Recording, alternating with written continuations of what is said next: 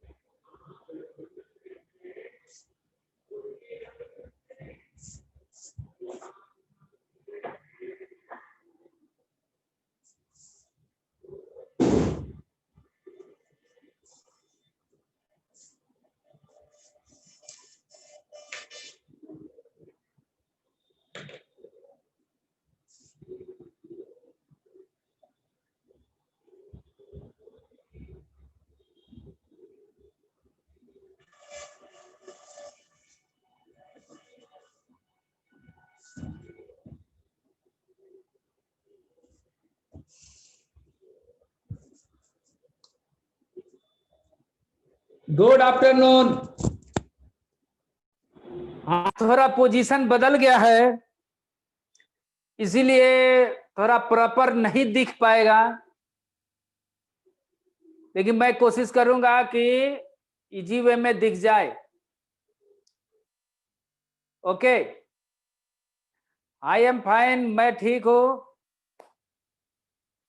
अभी थोड़ा यहाँ दशहरा का माहौल चल रहा है, इसीलिए थोड़ा डिस्टर्ब हुआ हूं। Okay, please open the notebook.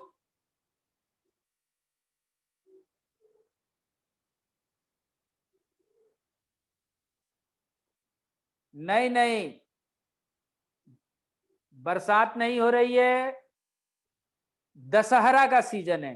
DP Dussehra पूजा, माँ दुर्गा की पूजा हो रही है यहाँ। ओके,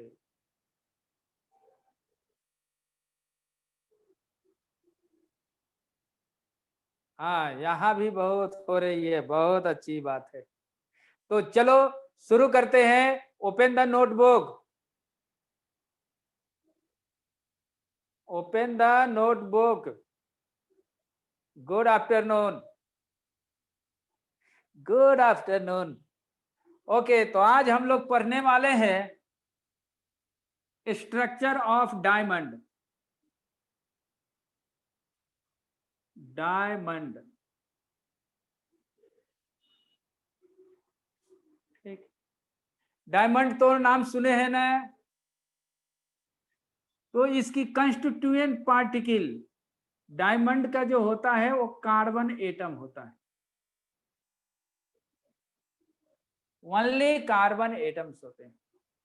डायमंड की कंस्टिट्यूएंट पार्टिकल्स का नाम क्या है, ठीक है ना? Okay, and it forms FCC crystals. ये एफसीसी क्रिस्टल का फॉर्मेशन करता है। समझ में आ गया ना? लोकेशन ऑफ कार्बन एटम के बारे में देखो, ठीक है। एफसीसी करता है, इसका मतलब क्या है? 8 corners plus all face centre. ये तो एफसीसी, और इसमें एक एक्स्ट्रा और होता है, क्या है? Alternate tetrahedral voids. ये पोजीशन होता है कार्बन एटम का एफसीसी क्रिस्टल में। ये तो खुद हमारा एफसीसी का फॉर्मेशन करता है, और साथ साथ वो टेट्राहेड्रल वॉइड के अल्टरनेट पोजीशन पर रहता है। ये स्टार लगा देता हूं, ये बहुत इंपॉर्टेंट है। अगर मैं जेड इफेक्टिव की बात करूं कि एक एफसीसी में कितने कार्बन के एटम्स होते हैं, तो देख लो 8 कॉर्नर है ना, इसका 1/8 पार्ट होता है। फेस सेंटर में 6 एटम होते हैं, इसकी हाफ रहता है। और टेट्राहेड्रल वॉइड्स में अल्टरनेट है, तो ये तो 4 होते हैं तो इसकी 8 टेट्राहेड्रल वॉइड्स है और इसका 2 पार्ट यानी हाफ पार्ट ये यूज होगा, यानी ये 1, ये 3 और ये 4, यानी टोटल वैल्यू 8 होता है, यानी Z effective of diamond is 8, यानी एक एफसीसी में 8 एटम ऑफ कार्बन अवेलेबल होते हैं। तो प्लीज राइट 8। याद रखना है कि डायमंड में जेड इफेक्टिव की वैल्यू जो होती है वो 8 होता है।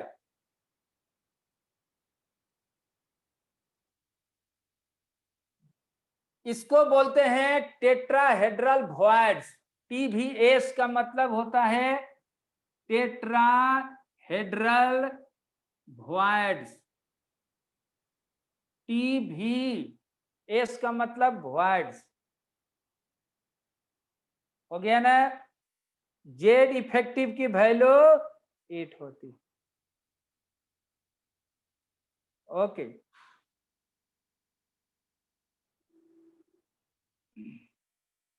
नेक्स्ट लिखो इसकी coordination number. Coordination number, coordination number. अगर मैं सी और एन ऐसा लिख दूं तो समझना है कि कोऑर्डिनेशन नंबर है। ठीक, तो ध्यान देना है कि जो भी टेट्राहेड्रल वॉइड्स में रहता है उससे 4 एटम्स अटैच रहते हैं। मैं लिख देना चाहता हूं कि a tetrahedral carbon atom which occupy in tetrahedral voids touch another 4 carbon atom,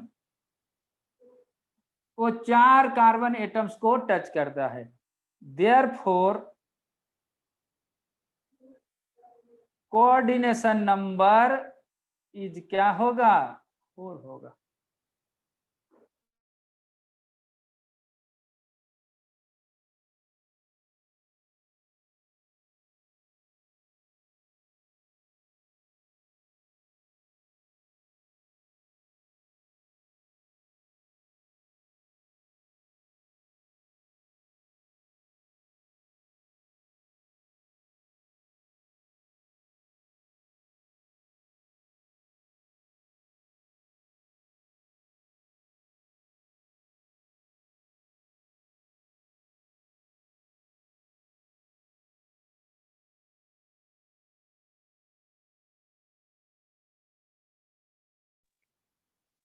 अब ठीक हो गया? अब ठीक है क्या? यस यस, अब ठीक हो गया है ना? वो अनम्यूट हो गया था, म्यूट हो गया था, प्लीज ये लिखिए। कोऑर्डिनेशन नंबर जो है वो 4 होता है, तो डायमंड में कोऑर्डिनेशन नंबर 4 होगी। अब बात करते हैं relation between radius and edge. देखो, relation between radius and edge of cube, diamond cube का। तो देखो कि अगर सपोज करो कि ये आपका बॉडी डायगोनल है, मैं यहां पर लिख देता हूं बॉडी डायगोनल। आपने बॉडी डायगोनल्स देखा है, ठीक है? ये बॉडी डायगोनल्स होते हैं। इसी बॉडी डायगोनल्स की टोटल लेंथ जो होता है √3a के इक्वल होता है।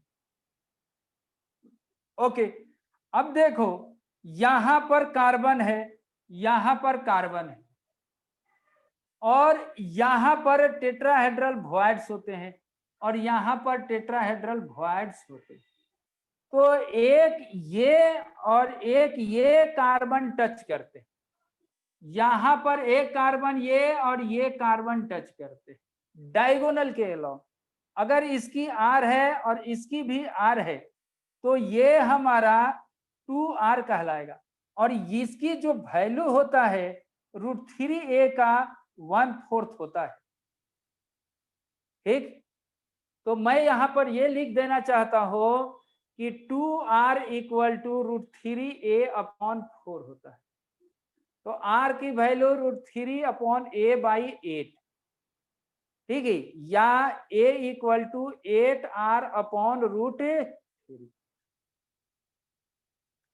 तो पहले इसको नोट करो, a इक्वल टू 8r/√3।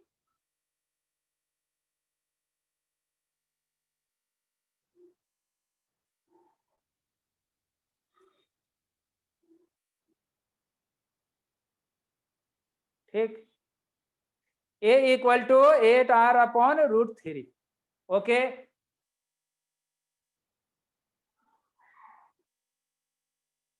तो मैं यहां पर लिख दूं a इक्वल टू 8r/√3, ये ऐसा। जेड इफेक्टिव की वैल्यू कितनी होती है? 8। अब इसमें क्वेश्चन क्या पूछा जाता है डायमंड के बारे में? पैकिंग इफिशियंसी के बारे में। कितने क्वेश्चन पूछे गए हैं पैकिंग इफिशियंसी, पीई का बारे में। पैकिंग इफिशियंसी क्या होता है?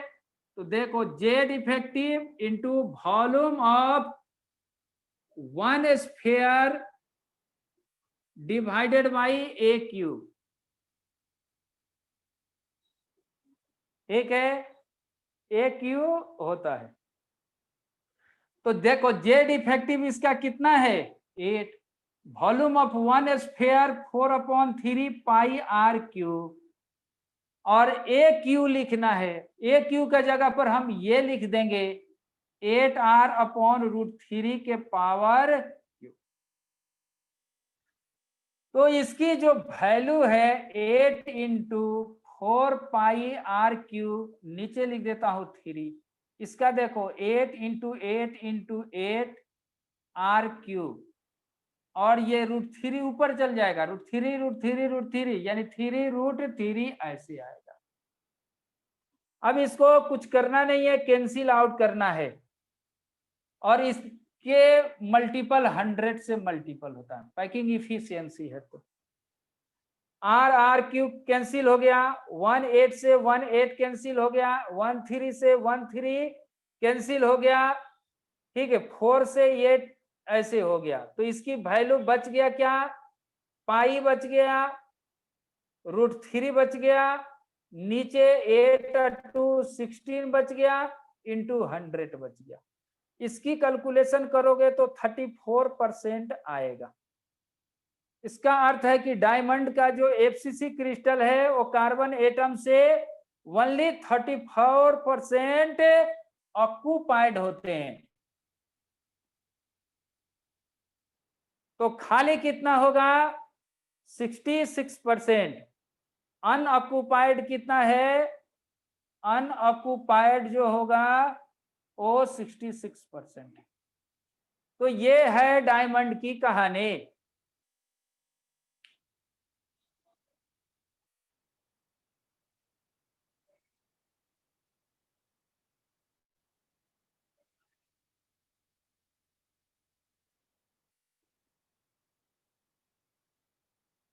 मैं नेट नहीं कुछ नहीं यूज करत, तो नेट यूज नहीं करे।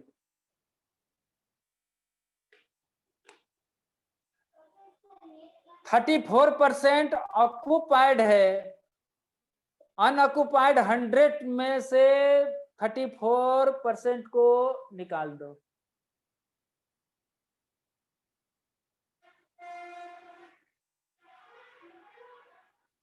तो ये है डायमंड के बारे में इंफॉर्मेशन। इस पर डायमंड की हर क्वेश्चन बन जाएगी। अब हम लोग बात करेंगे स्पाइनल स्ट्रक्चर का। स्पाइनल स्ट्रक्चर का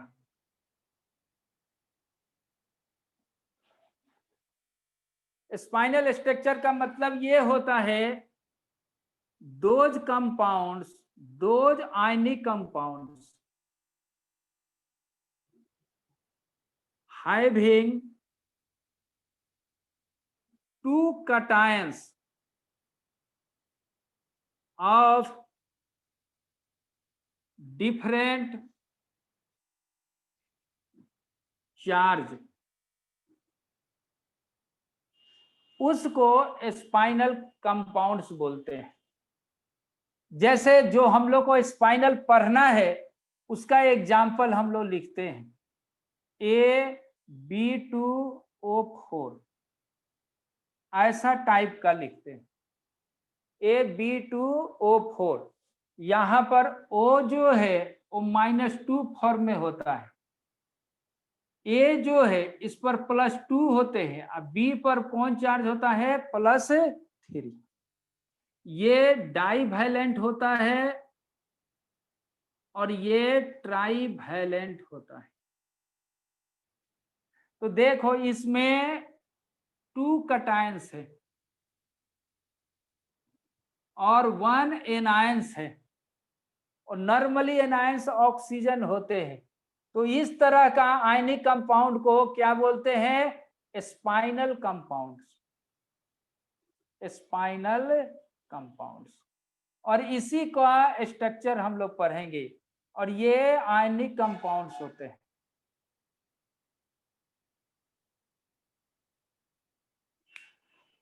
ठीक,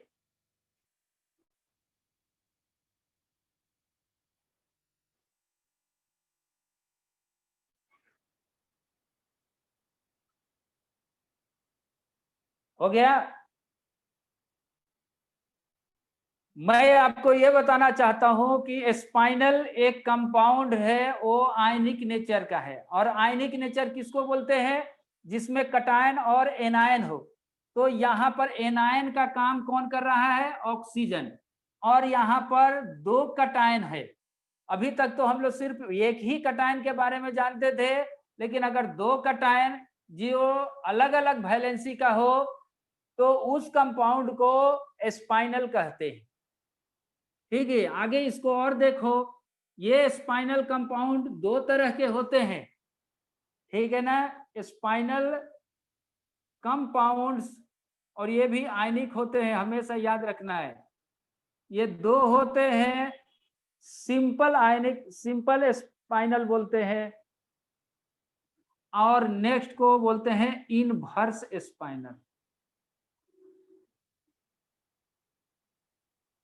क्या बोलेंगे, सिंपल स्पाइनल, और दूसरा को क्या बोलेंगे इनवर्स स्पाइनल। ठीक है, इसमें O-2 फॉर्म्स FCC। ठीक है, और A+2 जो है वो होता है 1/8 ऑफ टेट्राहेड्रल वॉइड्स। अब B+3 जो होता है 1/2 ऑफ ऑक्टाहेड्रल वॉइड्स। OVS का मतलब ऑक्टाहेड्रल वॉइड्स के बारे में ये होता है।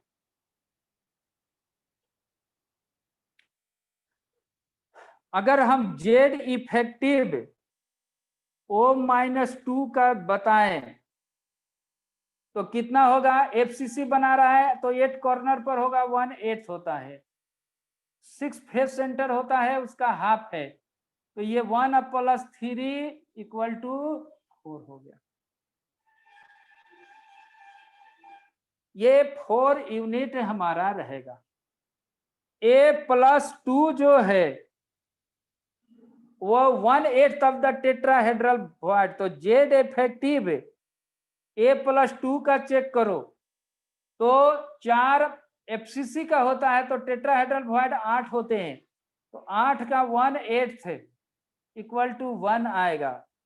और जेड इफेक्टिव B+3 का कितना होगा, ऑक्टाहेड्रल वॉइड तो 4 होंगे, इसका हाफ, इसका मतलब 2।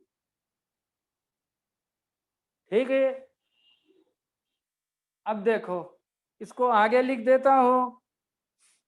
तो J इसका टोटल एटम्स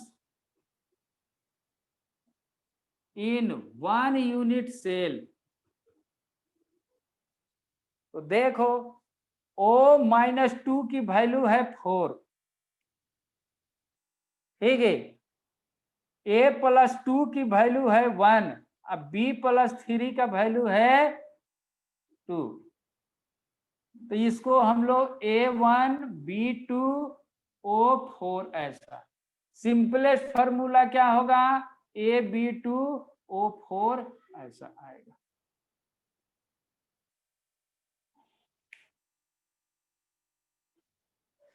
ये सिंपल स्पाइनल की कहानी है।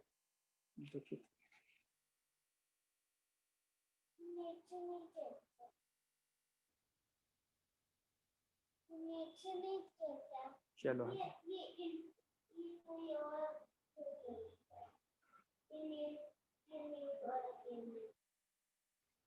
ठीक है।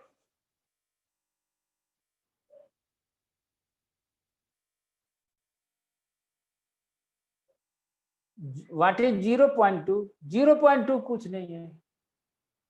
ये O-2 4 है, A+2 1 है, B+3 ये है। तो देख लो सिंपल स्पाइनल में O-2 FCC बनाएगा, FCC का 4 होता है। ए जो है वो टेट्राहेड्रल वॉइड्स का 1/8 पोजीशन पर रहता है, ठीक है ना। तो इसका अर्थ है कि टेट्राहेड्रल वॉइड तो 8 होते हैं, और B+3 क्या होगा, हाफ द ऑक्टाहेड्रल वॉइड्स। तो अब सबको निकाल दो, तो इनकी वैल्यू 4 आ गया, A+2 का 1 आएगा, B+3 का 2 आएगा। तो यहाँ पर लिख दिया, और इसका सिंपलेस्ट फॉर्म ये आता है। एक क्वेश्चन पूछा गया है तो इसको चेक करना है। सिंपल स्पाइनल में एक रेशियो पूछा जाता है हमेशा, ठीक है ना। Tetrahedral voids plus octahedral voids का रेशियो, ये भी लिखा जाता है ऑक्यूपाइड, सिंपल स्पाइनल के लिए।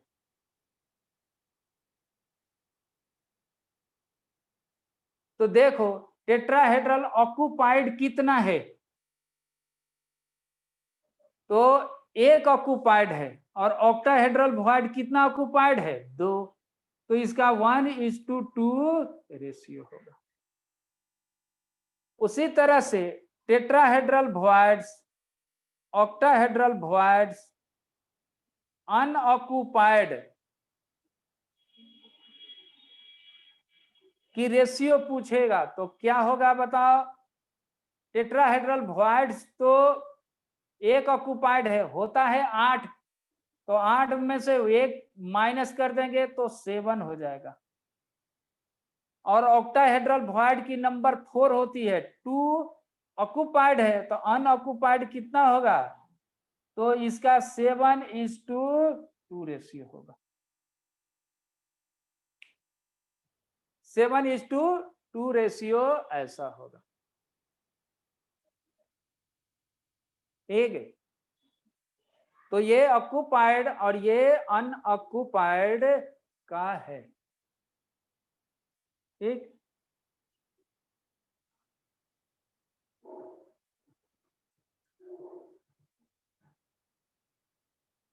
अब बात करेंगे इनवर्स स्पाइनल का,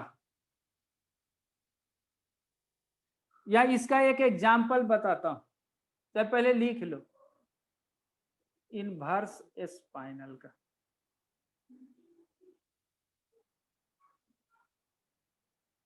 ये भी AB2O4 होते हैं, O-2 FCC फॉर्म करता है। अगर O-2 FCC फॉर्म करेगा तो इसका जेड इफेक्टिव की वैल्यू कितना हो जाएगी, 1 + 3 बोले तो 4। A+2 जो है वो क्या करता है, 1/8 ऑफ ऑल टेट्राहेड्रल वॉइड्स होता है, जैसे पहले है इसमें भी वही है।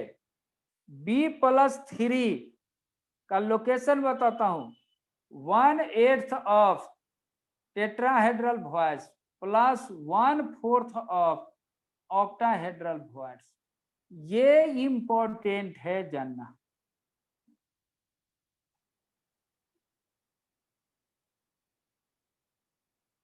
तो जेड इफेक्टिव ऑफ A+2 का कितना होगा, 8 है और 1 8, ये 1 होगा। जेड इफेक्टिव B+3 का टेट्राहेड्रल वॉइड 8 है, इसका 1/8, ऑक्टाहेड्रल 4 है, इसका 1/4, तो ये 1 + 1 बोले तो 2।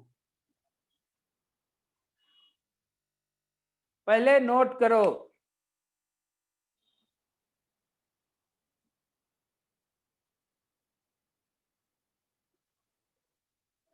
Please note it.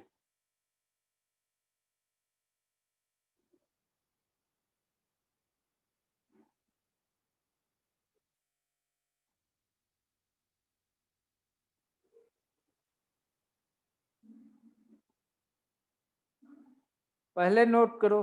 टप्पू को में से किताब निकाल के दो, बैग में से।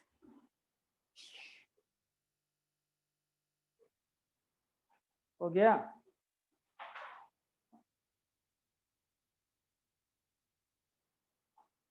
ब्लर है वीडियो, रुक जाओ, एक क्लीन कर देता हूं, एक कपड़ा से क्लीन करता हूं मैं, रुक जा।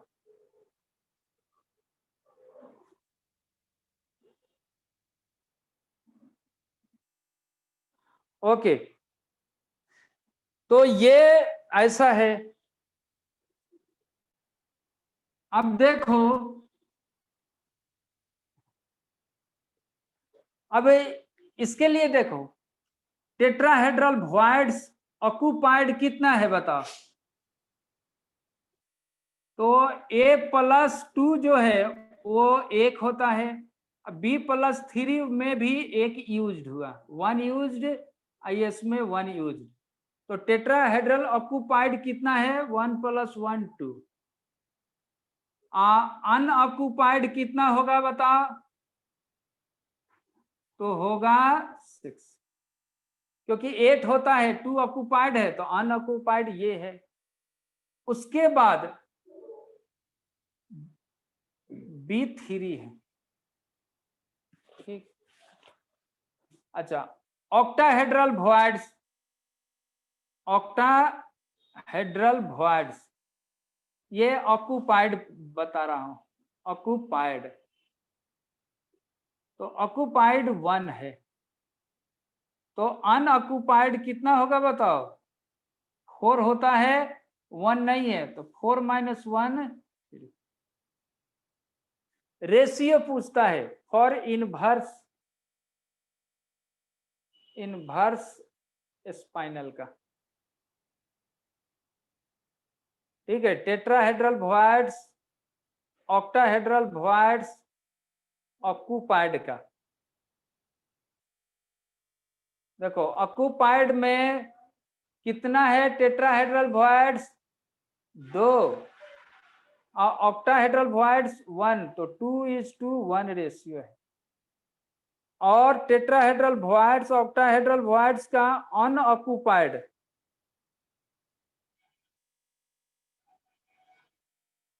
अनऑक्यूपाइड वैल्यू कितना होगा, तो टेट्राहेड्रल वॉइड्स अनऑक्यूपाइड कितना है, 6 है, और ऑक्टाहेड्रल वॉइड अनऑक्यूपाइड 3 है, इसका भी 2:1 रेशियो आएगा। प्लीज इसको नोट करें।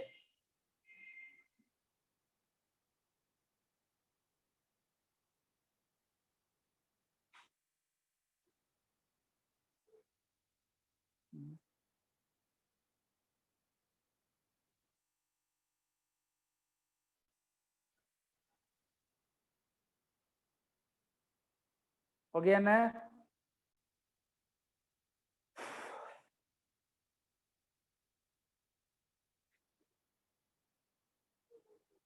ओके, मैं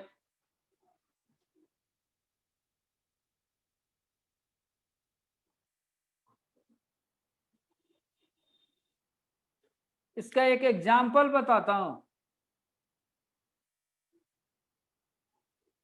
जैसे आता है जिंक अल्युमिनियम ऑक्साइड,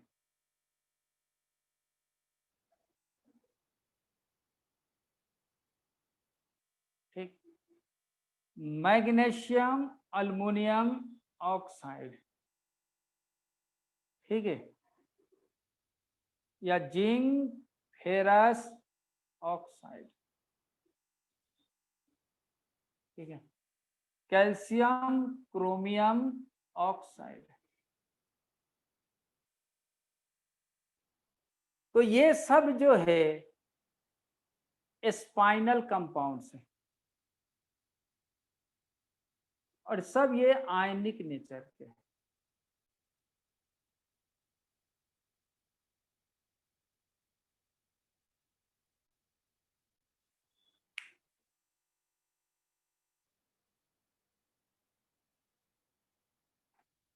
इसको नोट करो।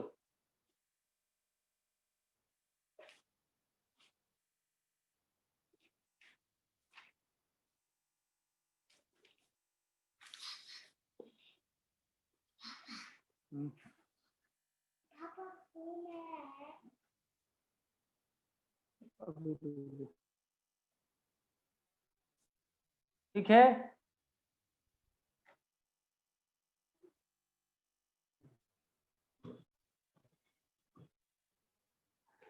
अब देखो ऑक्साइड इस बारे में पढ़ना है। पहला हम लोग पढ़ेंगे एफीओ, ferrous oxide, Fe2O3, ferric oxide, Fe3O4, ferrous oxide, ठीक है, इसी को हेमेटाइट बोलते हैं, इसको मैग्नेटाइट बोलते हैं, और ये फेरस ऑक्साइड है, ठीक है। ओके, तो पहला हम लोग ये पढ़ने वाले हैं,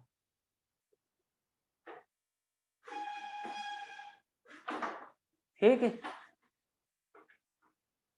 तो पहला लिखो एफीओ,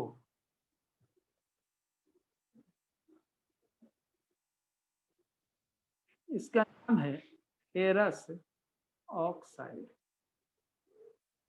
ठीक है। ऑक्सीजन की यहां पर अगर मैं लिखूं, ये -2 और ये क्या है +2, एक ही दो स्टेट में होते हैं, ये लो है ये अस, इसको हम लोग पढ़ते हैं फेरस, इसको पढ़ते हैं फेरिक, इसीलिए इसको हम लोग फेरस ऑक्साइड लिखेंगे,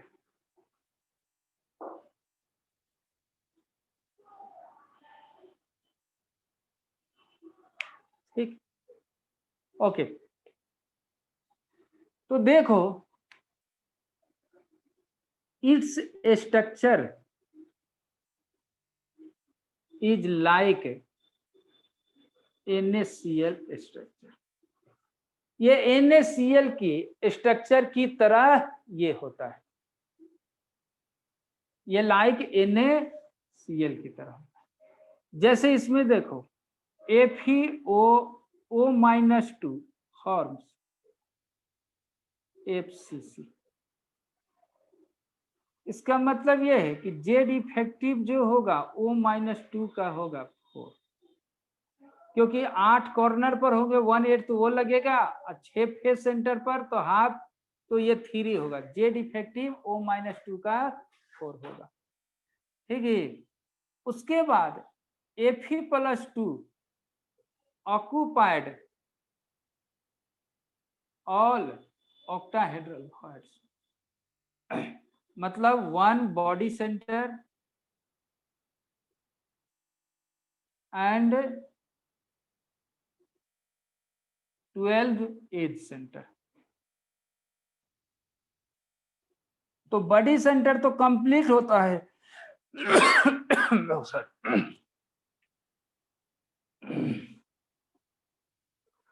और इसका 1/4 ये यूज होता है, तो 1 + 3 = 4। तो इन 1 यूनिट सेल 4 O-2 की वैल्यू 4 और Fe+2 की वैल्यू भी 4, यानी 4 FeO बनेगा, यानी जेड इफेक्टिव जो होगा वो 4 होगा।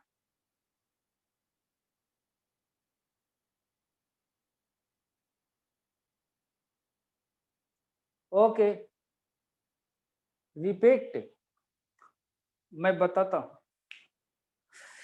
एफीओ फेरस ऑक्साइड का जो है क्रिस्टल जो है वो आयनिक स्ट्रक्चर होता है। इसमें ये कहा जाता है कि ये NaCl की तरह काम करता है, NaCl मॉडल की तरह ये भी बनाएगा। तो इसमें एनायन कौन है? Oxygen O-2। तो इसके बारे में बताया जाता है कि ये FCC क्रिस्टल बनाता है। इसका मतलब ये है कि O-2 कॉर्नर पर रहेगा और फेस सेंटर पर रहेगा। कॉर्नर और फेस मिलकर 4 होता है। ये बार कितने बार हम लोग जान चुके हैं। Fe+2 जो है ये ऑक्टाहेड्रल वॉइड्स में होते हैं। ऑक्टाहेड्रल वॉइड्स कहाँ होते हैं? 1 बॉडी सेंटर में और 12 एज सेंटर का होता है। बॉडी सेंटर अंदर होता है तो 100% यूज होता है। एज सेंटर में 1/4 ही यूनिट सेल में यूज होता है, तो ये वैल्यू 3 आएगा। तो दोनों ऐड किए तो 4 आ गया। तो एक इन 1 यूनिट सेल में ऑक्सीजन जो 4 यूज हुए, Fe+2 4, ये चारों दोनों मिलकर 4 FeO बनाएंगे। यानी एक यूनिट सेल में FeO का कितने मोलेकुल्स होंगे? 4। यही जेड इफेक्टिव 4 हो गया। ठीक है, अब यहां पर कुछ बात करते हैं।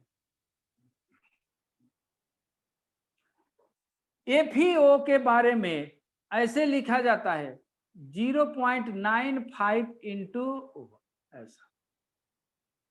जब भी FeO ये ऑब्जर्व जो होता है वो ऐसा होता है। अब ध्यान से देखो 0.95 का मतलब क्या है कि अगर हम लोग FeO की बात को सोचो कि ये 1 Fe/1 ऑक्सीजन है, यानी अगर FeO अगर ऑक्सीजन 100 हो तो Fe क्या होगा? 100 होगा। लेकिन देखा जाता है कि 100 ऑक्सीजन पर Fe का 0.95 ही है।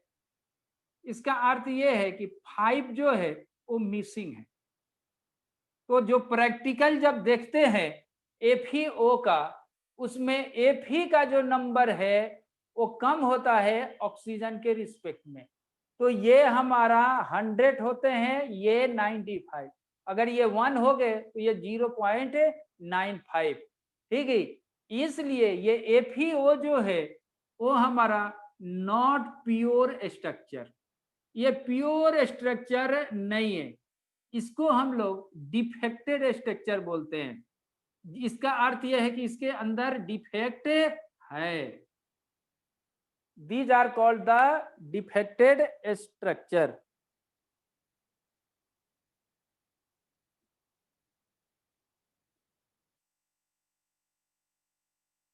ठीक, तो ये है ऐसा।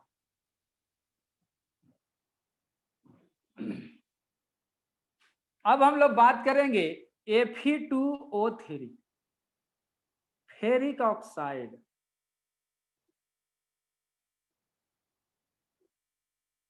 एक इसमें देख लो,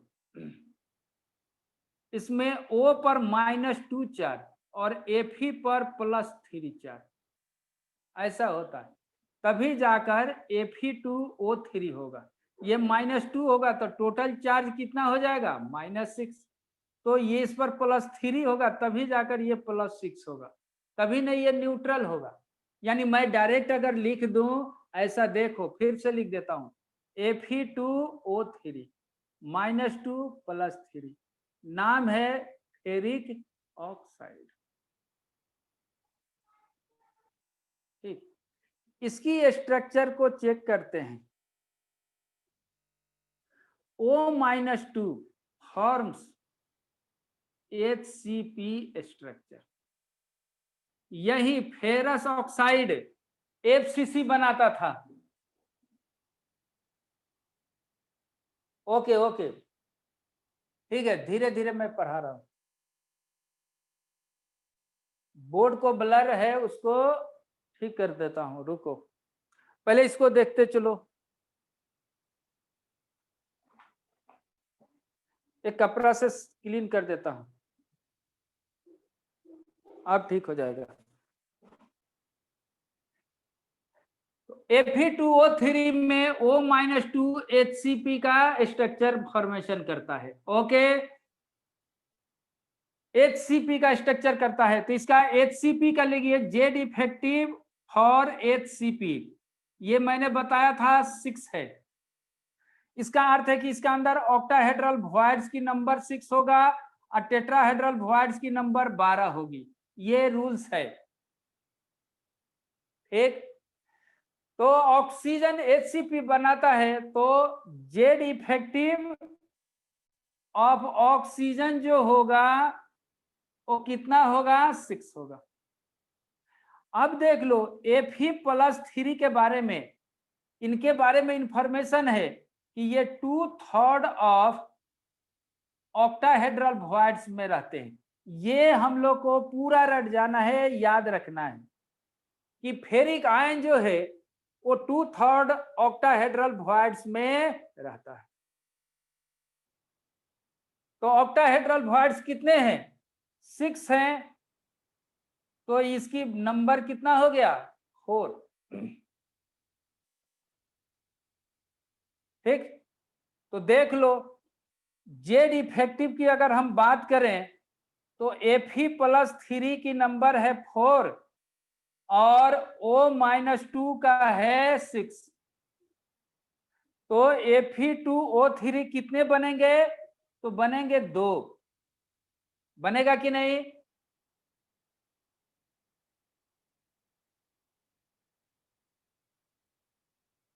इसकी 2 नंबर बनेगा, यानी यो कह दो Z इफेक्टिव 2 होगा।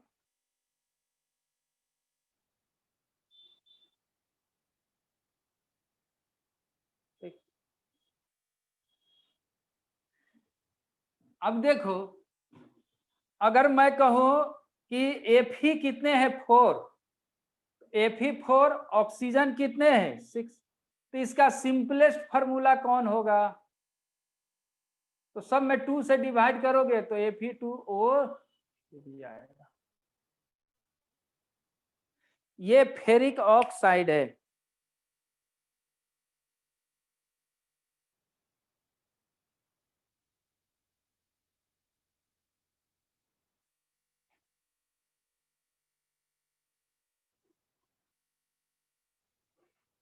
ठीक,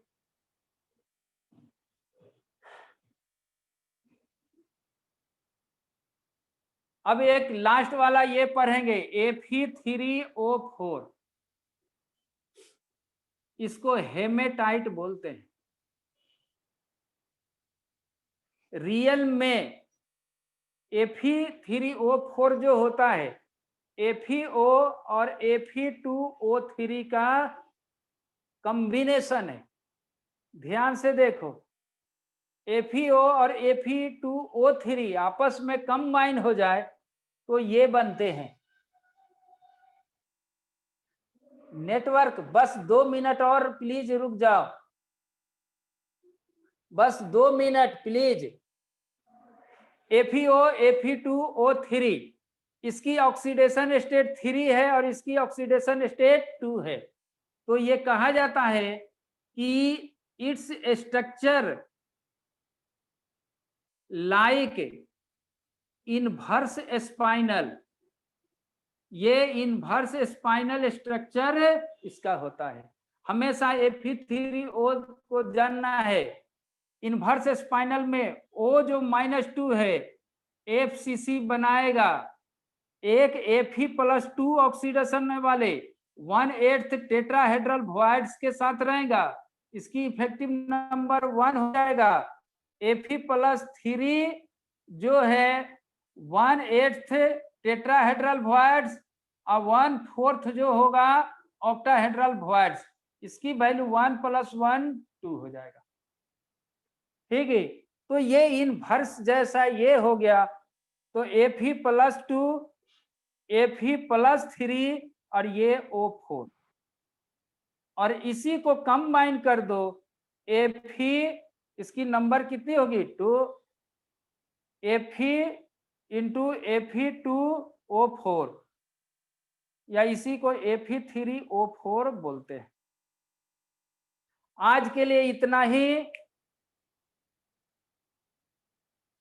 हेमेटाइट जो है Fe3O4 को बोलते हैं, यानी FeO और Fe2O3 को 1400 डिग्री सेंटीग्रेड पर हीट कर देते हैं तो ये हेमेटाइट बोलते हैं, ओर ऑफ आयरन।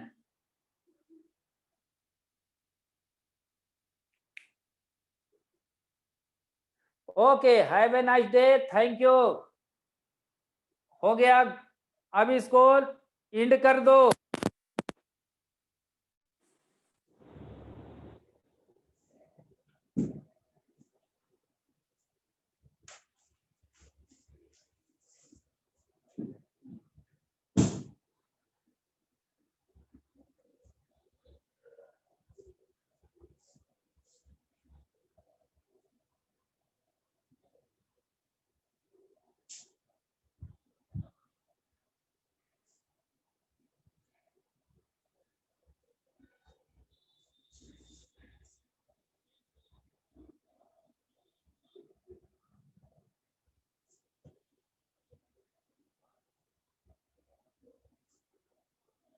ओके